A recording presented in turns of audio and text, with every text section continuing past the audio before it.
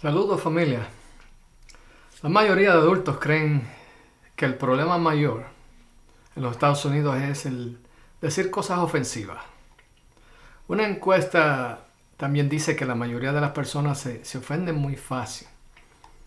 Vivimos en unos tiempos en donde muchas personas se ofenden por cualquier cosa. Es curioso que esas mismas personas, o muchas de ellas, les gusta hacer chistes a costillas de otros, hablar mal y juzgar a otras personas, pero cuando le pagan con la misma moneda se ofenden. Una vez prediqué un mensaje en inglés, en la iglesia americana que yo estaba. Mi esposa estaba sentada cerca de una señora que conocemos, buena amiga. Yo estaba hablando sobre las relaciones, lo difícil que es mantener buenas relaciones, y que dije que muchas veces las relaciones en familia son difíciles, pero a ella no le gustó. Dijo un comentario allí que mi esposa lo escuchó. Me imagino que su relación con sus hijos era perfecta. Claro que no.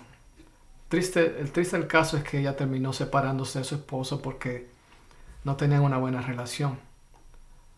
Y es triste porque juzgamos, decimos que las cosas están bien con nosotros, pero al final del día, si no estamos encima trabajando, yo llevo más de casi 37 años casado y hay que trabajar en el matrimonio. Las cosas no son fáciles. Tenemos que servirnos mutuamente, etcétera, y no estar quejándonos y juzgando y hablar mal uno del otro, sino trabajar juntos, comunicarse, buscar esa forma de cómo podemos estar en unidad, en un mismo espíritu. Pero ¿por qué tendemos a enojarnos fácilmente cuando somos confrontados, en vez de recibir la palabra o exhortación, en vez de meditarla y aplicarla en nuestras vidas? El problema está en nuestro corazón. Nos dejamos controlar por nuestras emociones. El orgullo no nos deja recibir, no nos deja aprender ni crecer. Vivimos en una generación de mis derechos, that entitlement mentality, ¿no? Esa mentalidad de que son mis derechos, de individualismo, nadie me dice nada. La verdad absoluta no existe para muchos. Decimos que todos tenemos el derecho de tener nuestra opinión, nuestra razón y mi verdad. Todo el mundo tiene su verdad. Hasta que la otra persona dice algo en contra de lo que ellos piensan. Por eso hay tanta división. Por eso hay tanto problema con la identidad personal. Ya no sabemos el significado de lo que es una mujer o un hombre. Ya el sentido común no es común. Nunca pensé en mi vida que los mayores problemas que enfrentamos en este mundo son por cosas que todo el mundo sabía que eran bases fundamentales de todo ser humano. Hasta los que tienen sentido común tienen temor de decir la verdad. Deciden callarse o seguirla con la corriente de los demás, la corriente de este mundo, para evitar tensión o por ser rechazados o despedidos del trabajo. Muchas personas tiraron la convicción a la basura. Muchos pastores tristemente tienen temor de decir la verdad desde el púlpito por temor a que se le vacíe la iglesia. Ahora la política se ha convertido como una religión en contra de la palabra de Dios. Y el que se para firme y la confronta con la palabra lo acusan de racista, idiota, homofóbico, nazi, etcétera, etcétera. Porque todo lo que los define a ellos lo proyectan a las otras personas como con convicción, porque quieren oprimirlos y amenazarlos para que el temor los mantenga callados y escondidos. Eso es Evil 101. Eso es algo básico que el diablo ha utilizado a través de la historia. Proyecta lo que es él, lo proyecta a los demás como si fueran esa otra persona. Si Jesús estuviera con nosotros en estos días, ya lo hubieran asesinado. Y no me sorprendería que muchos llamados cristianos hubieran sido parte del asesinato. Jesús, como hijo de Dios, hablaba lo que el Padre le decía. No perdía el tiempo discutiendo ni tratando de hacer sentir a las personas bien. Él no tenía pelos en la lengua. Era amoroso y misericordioso, con los que necesitaban de él, pero también era directo y fuerte con los arrogantes que pensaban que eran mejor que los demás, con los que oprimían a los demás, con los que se decían llamar líderes religiosos. Jesús ofendió a muchos no porque le faltó el respeto, sino porque le habló con la verdad. Le habló en amor, pero con gracia y verdad. A Jesús también le pasó cuando predicó en el área en donde había crecido, en Nazaret. En Mateo 13, 54 al 57 dice que se escandalizaron de él, pero Jesús les dijo: no hay profeta sin honra, sino en su propia tierra y en su casa. Jesús ofendió a su familia también. ¿No me creen? Bueno, vamos a ver. Marcos 3:21 dice que cuando los familiares de Jesús supieron lo que hacía, fueron para llevárselo porque decían que se había vuelto loco. Y esto fue luego de que Jesús haber sanado y enseñado a muchos. O sea, ya había hecho milagros. Pero ¿saben quién inmediatamente pudieron identificar quién en realidad era Jesús? El versículo 11 de ese mismo capítulo dice: cuando los espíritus malos, o sea, los demonios, veían a Jesús, caían al suelo y gritaban. O sea, se manifestaban en el cuerpo de las personas que estaban dentro. Tú eres el Hijo de Dios, decían los demonios. Y Jesús los mandaba a callar porque él no quería hablar a la gente que era hijo de Dios. Él vino para vivir como hijo de hombre, a pesar que era hijo de Dios, pero todo lo hizo a través de su cuerpo humano. No importa las prédicas, los milagros y cuántos demonios eche fuera, siempre va a haber personas que se van a sentir ofendidas por predicarle la palabra. Jesús ofendió a los líderes religiosos al punto que lo calumniaron e incitaron al pueblo para que lo crucificaran. A ellos Jesús los llamó generación de víboras y también generación malvada y adúltera, como vemos en Mateo 12. Reprendió a Pedro cuando le dijo: apártate de mí, Satanás. Jesús tuvo que hablar varias veces de la forma en que lo hizo para confrontar a los que se oponían al Evangelio, para corregir la mala teología y para despertar la fe en algunos. Él no fue como algunos predicadores de ahora que le tiran a todos con mucho alboroto y acusaciones para intimidar y asustar. Pero a la misma vez no era tampoco de los que son muy cuidadosos para no ofender a alguno de la congregación. La palabra confronta porque va en contra de la carne del ser humano. Somos seres caídos por el pecado y necesitamos ser confrontados con la verdad, nos guste o no. Todo padre amoroso hace lo mismo con sus hijos. Todo verdadero amigo hace lo mismo con las personas que ama, porque no quiere que tomen malas decisiones. Porque Jesús es el camino, la verdad y la vida.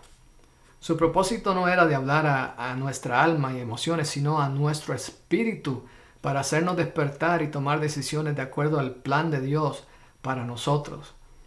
Cuando nuestro enfoque principal es de evitar ofender, evitamos compartir la verdad, lo cual le roba la oportunidad a otros de cambiar.